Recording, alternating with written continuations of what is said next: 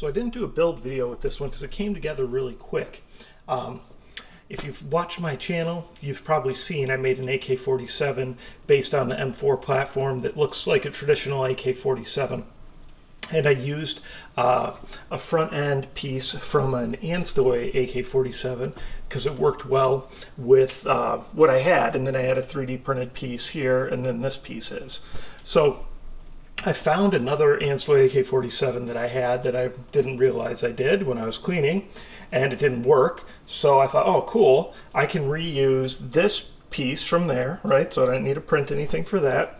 And then I can reuse the front end, but I wanted to mix it up. So I was able to still reuse the front end so it clicks together nicely, stays together, but then I kind of made this double barrel look because I thought that looked really cool. So obviously we're going to shoot out of the bottom one here. That's where your barrel, your actual inner barrel comes through. The top one is just for aesthetics. But that allowed me to, all I had to print was this piece right here, right? And then I was able to just kind of fit everything together, you know, glue and screws, and everything's hidden nicely because these outer shells still clicked on like they would. So this is a, I guess you'd call it like a Shorty AK-47 style. I think it looks really cool. I wanted to go all black, obviously with the red tips for safety.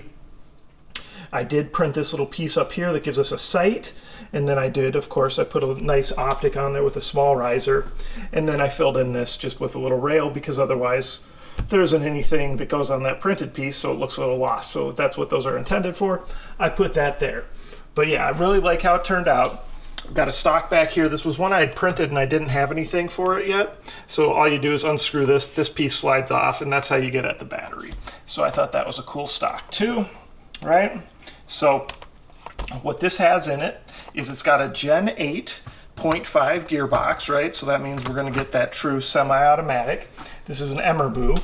And then, you know, it already had metal gears. I already had a high-speed upgraded motor, 11.1 volt battery, metal inner barrel. And it does have an upgraded spring, a 1.2, which is just a little, it's kind of in between an M90 and an M95.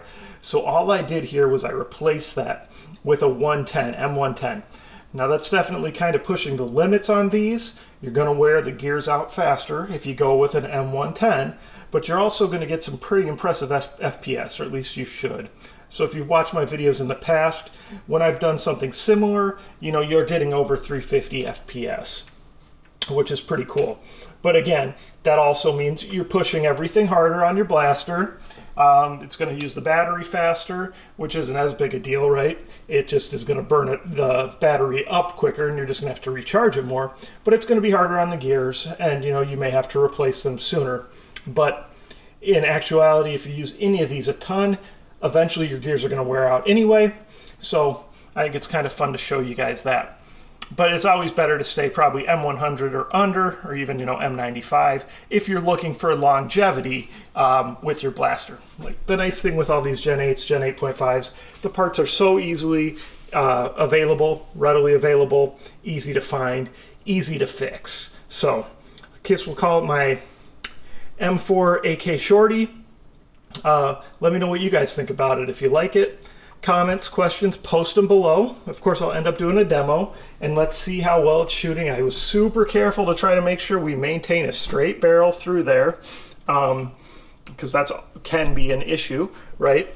So everything should be good to go. Fits on there really nice. This actually twists right off so that you could put a different handguard on there easily. It is super tight, but that's okay. Actually, that's good. Then you don't need to worry about, a lot of times I do like risers to help just make sure things stay on even when they're tight. This one's really tight. Like you got to turn it and then you got to really push to push it off, but that's okay. That's good, right? And I do like the kind of the double barrel, and these are similar looking kind of flash hiders on there, but they're not the same. So I still think it looks cool though, kind of close enough that they kind of match, right? And what I did too is obviously the metal barrel comes all the way into the threaded tip, just to right about there. That's where the thread tip ends, and that's where the metal inner barrel ends. And then what I did on this one up here, because these are plastic threads, right? And plastic threads are more fragile, is I took a very small piece of metal barrel that I had cut, and I inserted that in. So that's just going to give more stability to those threads. So if you did want to switch them out, or if you wanted to remove this completely, you could put a little tiny extension and a tracer. There's some different things, you know, you could do with it depending. So comments or questions, post them below. Let me know what you guys think about it. Of course, like, subscribe, share my channel with your friends, and participate in all those monthly giveaways. Typically they're towards the end of the month, and the main video on my main channel page always has the contest video during the period the contest is live, and that describes all the rules and everything of how to enter the contest. Okay, make sure you check back for those demo videos and for lots of other awesome custom blasters, plus just reviews on regular blasters that get sent to me too. Thanks.